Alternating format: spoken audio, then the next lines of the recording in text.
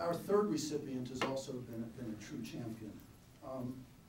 Having just returned from Africa without the flurry of excitement that, that his co-chair of the Congressional Malaria Caucus had, our next honoree, Congressman Boozman, has been one of the real champions. And I must say personally, one of the really inspiring parts of this caucus to me is that this is about as bipartisan an effort as I've ever seen in Congress. And I really applaud both Congressman Payne and Congressman Boozman for their ability to work so closely together. And not just in one of those sort of phony, hey, thanks, guys, but there's a real sense of partnership and genuine commitment to this cause. And as a citizen, I find that really inspiring. Congressman Boozman, who, as Congressman Payne, is actually a doctor and probably knows these issues far better than I do, has worked enormously hard to expand this caucus for us and joined Senator Feingold and Chairman Payne as a great malaria champion. Congressman, thank you so much for all you do, and congratulations.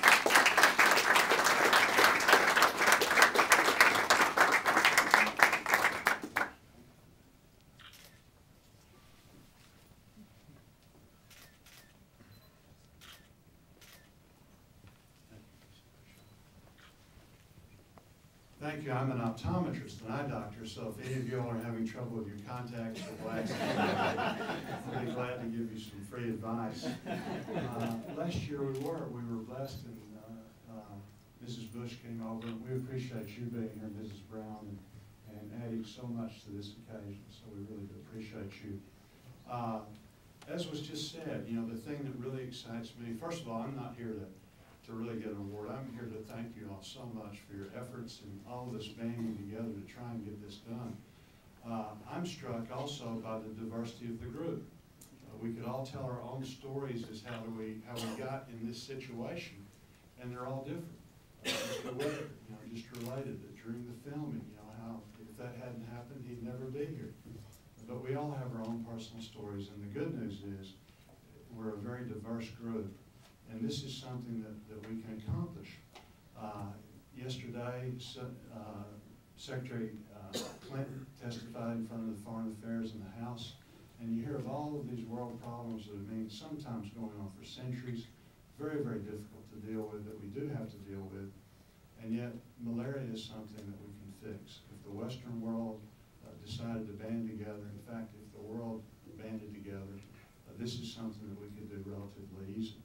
So that's our mission, you know, is to get people moving in the right direction. The good news is that we're doing that. I also was in Djibouti. I don't want to be left out. But I also was in Ethiopia, and I was visiting with one of the ministers there, and we were talking about malaria. And he said, you know, this is such an insidious thing, as Mr. Whitaker was talking about. You know, you have the deaths, which are terrible. But also, he was saying, you know, one of the causes of malaria is poverty and just not having the resources. And yet, you know, the cycle of malaria in many of these countries is it strikes right before the planting season. So everybody's sick, you know, you can't plant. And then it strikes right before the harvest season. And so that's another very, very difficult time. So, again, there's lots of reasons to be very aggressive. I just want to thank you all for your efforts. And all of us working together really can make a difference. And the good news is that we're doing this. So thank you very much.